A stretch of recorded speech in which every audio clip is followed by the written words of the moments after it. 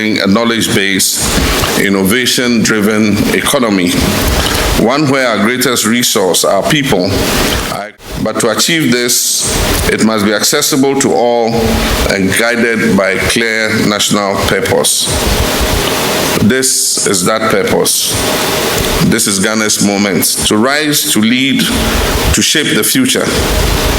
And so with pride and with faith in the extraordinary potential of the Ghanaian people, it is my honor and privilege to officially declare the 1 Million Coders program duly launched. To have His Excellency, the President, come through on day one of your training as part of the 1 Million Coders program.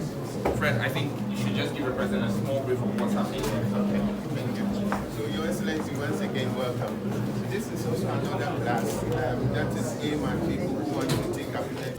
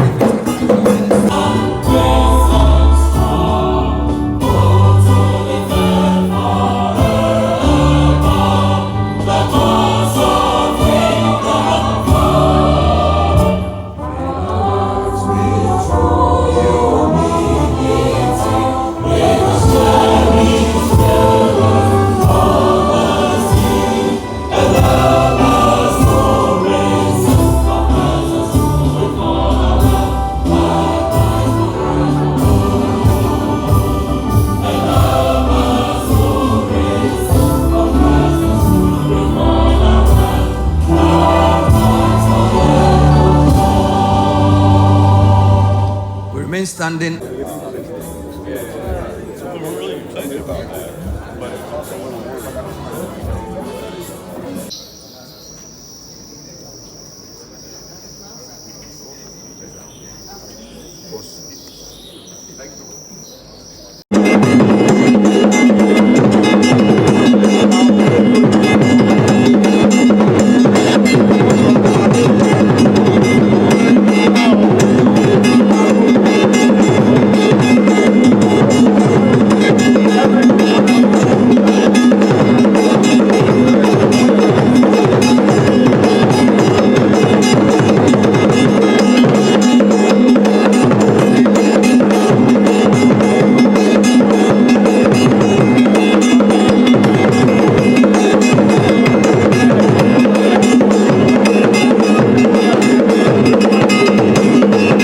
The launch of the 1 Million Coders program.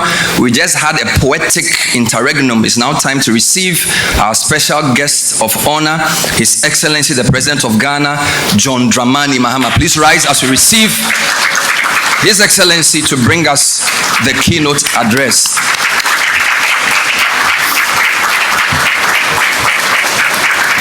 Thank you. Please resume your seats. Yeah. Thank you very much. Let me proceed on the protocol established by the Minister and just say, distinguished ladies and gentlemen. At this rate, it will appear that I should register a copyright with this Nkiti name because the various brands of Nkiti that are coming out, we could make quite a lot of money with that. And so, ladies and gentlemen, good morning. Today marks a defining moment in our national journey. We're not merely launching a program, but we're laying a foundation for a new economy. We're declaring with boldness and purpose that Ghana is ready to lead in the digital age. We're saying to our youth, to our communities, to the continent, and to the world that the future is here, and we'll be part of shaping it. The 1 Million Coders program is not just a fulfilled campaign promise. It is a strategic pillar of our Reset Ghana agenda, designed to empower Ghanaians with digital skills critical for 21st century life and work. It is an intentional move towards building a knowledge-based, innovation-driven economy, one where our greatest resource, our people, are equipped to create solutions, generate jobs, and be able to compete globally. At the heart of this initiative is our belief in Ghanaian youth. We believe in your creativity, your resilience, and your boundless potential. This program is an investment in our youth, an investment in their future as coders, as analysts, as entrepreneurs, and as tech pioneers. When I asked for your mandate to serve once more as president, I made a promise that our national recovery will be people-centered, innovation-led, and future-focused. And that recovery begins by breaking down the barriers that hold us back, social, economic, and digital. Today, we begin breaking down those barriers. Over the next 4 years, the 1 Million Coders program will train 1 million Ghanaians in essential digital skills, from coding and cybersecurity to data analytics and networking. These are not just technical abilities, they are economic passports, pathways to decent jobs, entrepreneurship, and long-term social economic inclusion. We do not walk this path alone. Across the globe, nations that recognize the power of coding early have positioned themselves for extraordinary progress. Take Estonia, for example. In 2012, Estonia became one of the first countries in the world to introduce coding as a compulsory subject as low as primary schools. Today, Estonia is a global leader in digital governance and innovation with one of the world's most digitally integrated societies. In the United Kingdom, since 2014, children as young as 5 have been learning basic programming. This initiative has helped build a new generation of problem solvers and digital creators. Finland has gone a step further, integrating coding into a broader interdisciplinary learning approach. This model doesn't just teach coding, it teaches young people how to think critically, solve complex problems, and work collaboratively, skills that are essential in every sector of life. Japan has blended coding into its science and maths curriculum, encouraging students to apply digital tools to real-world challenges. And in the United States, coding education is gaining ground across states, with growing support from the private sector and government for nationwide digital literacy. These are not just anecdotes, these are blueprints, and we're adapting the best of them to suit the Ghanaian context. Ladies and gentlemen, let us consider what this means for our country. First, job creation and economic growth. As of this year, the global business process outsourcing market was valued at $410 billion and is projected to reach almost $500 billion by 2029. Countries like India and Philippines dominate this space, offering services in software development, data management, customer support, and more. Ghana has the potential to be Africa's premier business process outsourcing hub. We're strategically located on the Greenwich Meridian. We're English speaking, and we have a vibrant tech-savvy youth population. With the right digital skills and infrastructure, our young people can attract outsourced jobs from around the world.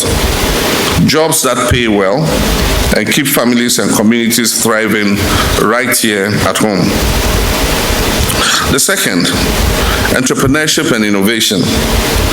Coding skills will enable our youth to create apps, to launch startups, develop digital solutions to our local problems, whether in agriculture, in healthcare, education, or governance. In this digital era, one idea can transform an entire community, and one startup can create hundreds of jobs. The third point, education and lifelong learning. Through the OMCP, we're not only skilling our youth, we're reshaping our national approach to learning. The Honorable Minister for Communications is already working closely with the Minister of Education to integrate digital literacy and coding into our university and technical school curricula.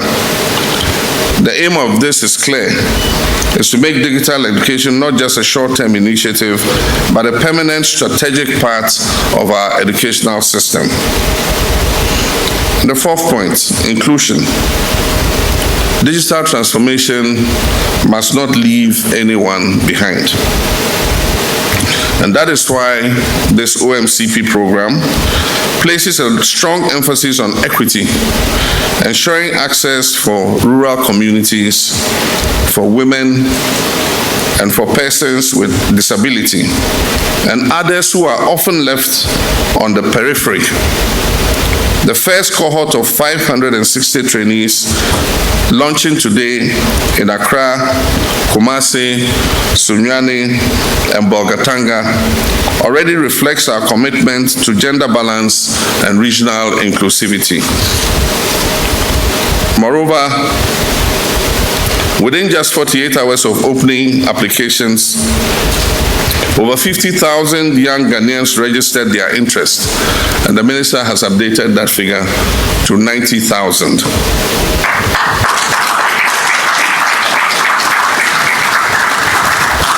This overwhelming response is a powerful reminder of the hunger for opportunity and the urgency of the task ahead of us. In the next phase, we will activate training centers at community information centers across all metropolitan, municipal, and district assemblies. This decentralized approach ensures that no matter where you live, in the city or in a remote village, you will have access to the opportunity of the 1 Million Coders program. We're also building the digital infrastructure required to support this vision. From broadband expansion to the provision of devices and learning platforms, every layer of this initiative has been designed for scale and for sustainability. Let us not underestimate what this represents for our country. We're changing the national narrative from one of limitations to one of limitless potential. From a country that consumes imported technologies to a country that creates its own. From young people waiting for jobs to young people creating jobs. This is how to build a resilient and future-ready country, Ghana.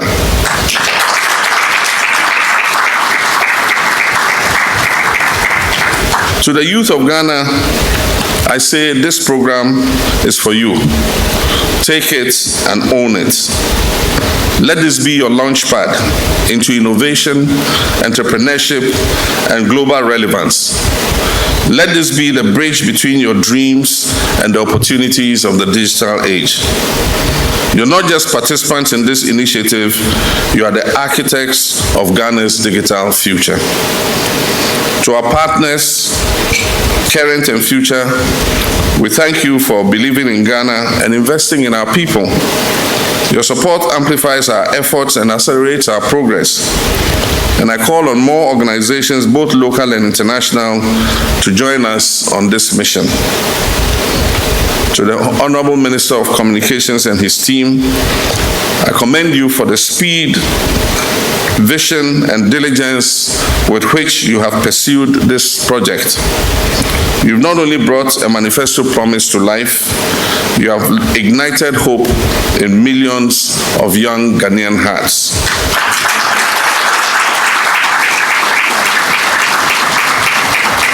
My fellow citizens, technology is not just a tool. It is a force for equality, social mobility, transparency, and empowerment if it is used wisely and inclusively. It can rebuild our institutions, connect our communities, and transform our economy. But to achieve this, it must be accessible to all and guided by a clear national purpose. This is that purpose. This is Ghana's moment to rise, to lead, to shape the future. And so with pride and with faith in the extraordinary potential of the Ghanaian people, it is my honor and privilege to officially declare the 1 Million Coders Program duly launched.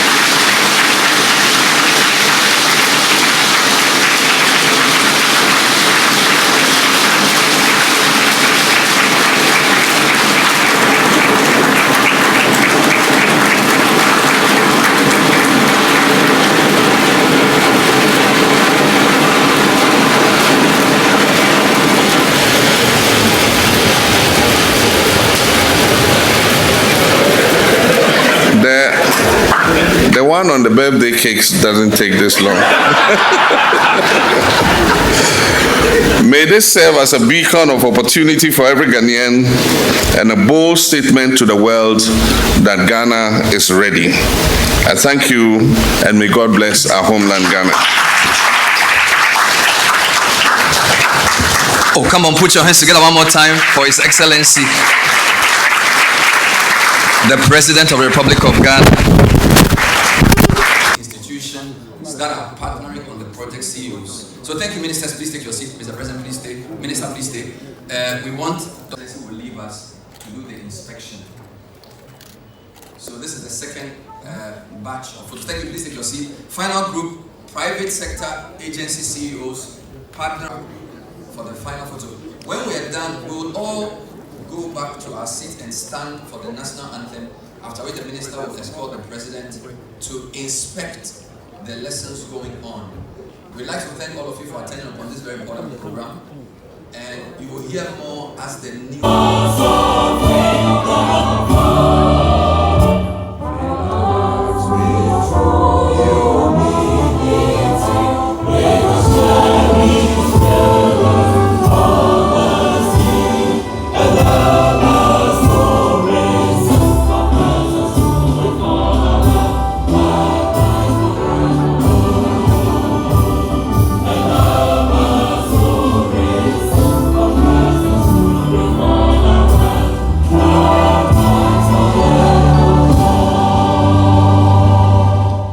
standing director.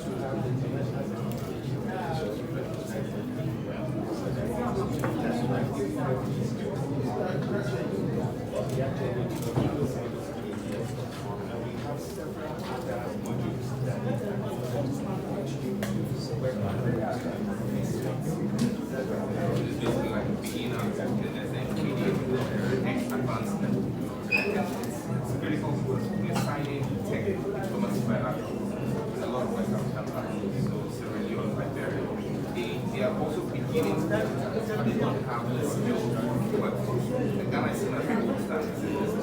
We're signing partnerships bilateral that will have an export of about 1 million graduates to man their services. And then as Ghanaian businesses also go in there, because we're trying to rotate Ghanaian tech startups into those countries. So when they go there, they will employ from this pool what will become expatriate workers in the Western Cancer region. The Ghanaian business goes to provide, for example, Ghana Link. In fact, the minister in Sierra Leone reached out to find out if Ghana Link was competent enough to handle their single window customs thing. And we gave a positive response. So they were in competition with European company. So they just won in Sierra Leone. And so the technical competence and skills that will be taken will be Ghanaians to go and work in Sierra Leone as experts. So the 1 million coders, we're looking to export the competence. So the training is tailored towards the areas where we need to do. We've got another class outside there that will also. Okay, so those in Sunyani and Kumasi are going through the same training, similar training. We've actually sent faculty from here, from the Center of Excellence, to all of these centers. And as we begin to scale up, we're going to be doing training on trainings, so that in all the regional capitals we'll have skilled trainers over there, and they are training them in the same pool. Because apart from exporting, an institution like National Health Insurance is largely digital now. And so they need data analysts to manage the data that they're collecting in every district. And so we need to create local competence so that you're not having all your skilled competence in Accra, and then in the rural parts of the country you don't have the skills. So that's why we're decentralizing this. So they're having the same training, same equipment, same curriculum. So what is taught in Accra is what is taught in Bolívar.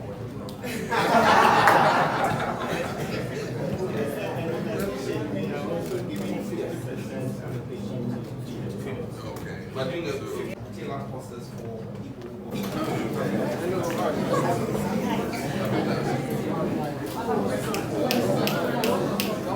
Media.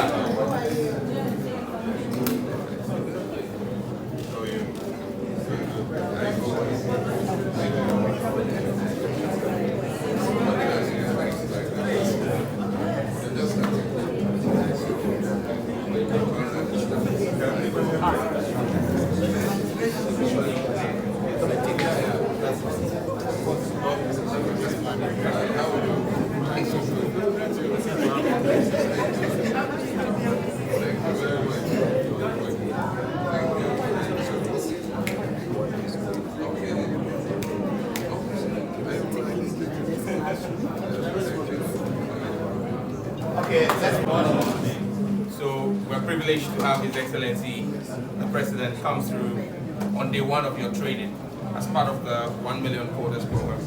Fred, I think you should just give the President a small brief of what's happening. Okay, thank you. So Your Excellency, once again, welcome. So this is also another class that is aimed at people who want to take up network as a career. Okay. And it's called a certified network support technician. So as part of what we are going to deliver to these people, they are going to have skills to be able to configure network devices, troubleshoot network, and also provide customer support. So that is what we are doing here.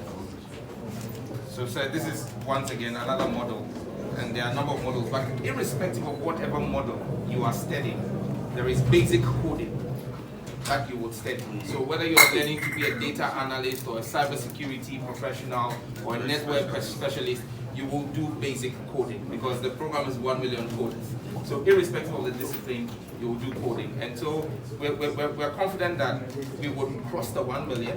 I'm happy the Vice Chancellor is here. Yesterday we met with all Vice Chancellors of public universities, and we're working with them to onboard the 1 million coders into their curriculum through GTech. And many of them are already doing things in that regard. So we'll just upstream again, like the way they do com skills. Every student as a prerequisite for graduation, we'll have to take one of the models to graduate. So, yeah, we're fully on course. Well done. Thank you. Thank you very much. So, Please.